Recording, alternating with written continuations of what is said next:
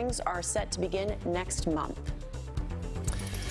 All right, more winning for the American worker. According to a new study, Americans are in for their biggest paychecks in years. Good news there. This as the unemployment rate has fallen sharply, specifically among minority groups. Is this all thanks to the power of the president's tax cuts? Here now is National Taxpayers Union Senior Fellow Mattie Duppler. Mattie, thanks so much for coming on this morning. We appreciate it. Yeah, good morning. Yeah, so you talk to people like Nancy Pelosi. They say that these tax cuts and the strong economy are going to benefit the companies and the people that run the companies, and that their employees are never going to see any of it, except maybe scraps, according to Pelosi.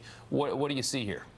Well, I think we're starting to see data that actually bears out exactly what supporters of the tax reform law promised would happen. Now, one of the crucial components of the tax reform bill that was passed last year is the cut in that corporate tax rate, which is why you hear the Nancy Pelosi's of the world say that this only benefits the well-connected and the elite. And that's simply not true. Taking that corporate tax rate from 35% to 21% was so important in order to get workers' wages to rise, because it increases the amount of capital available to businesses to invest back in their workers, to increase productivity. And that's finally what we're starting to see with some of this data here, is that workers are starting to see the benefits of that cut in the corporate tax rate.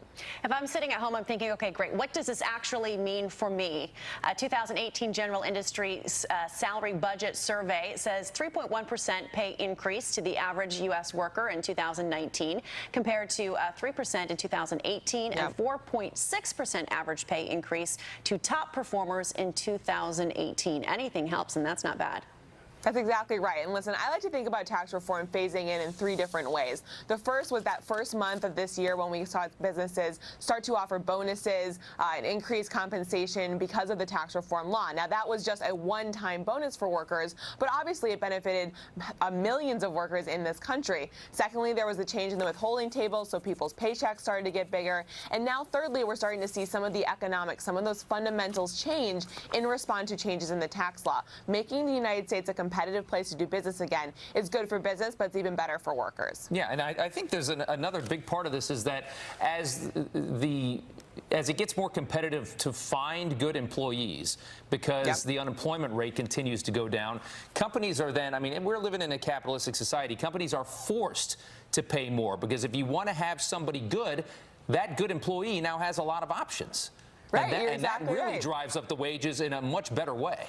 Exactly right. You know, not only is there the fundamentals of the economy improving, but there is a tight labor market, and we're starting to see a lot of every week we see jobs data that shows us that there's strength in a lot of different sectors that have lagged for so many years. Retail is one where we saw good numbers last week. Transportation and warehousing, we hear a lot about truckers and how much pressure is on that economy, in that industry for workers there. We're going to continue to see that tightness in the labor market, increased compensation for workers so businesses can hold on to them.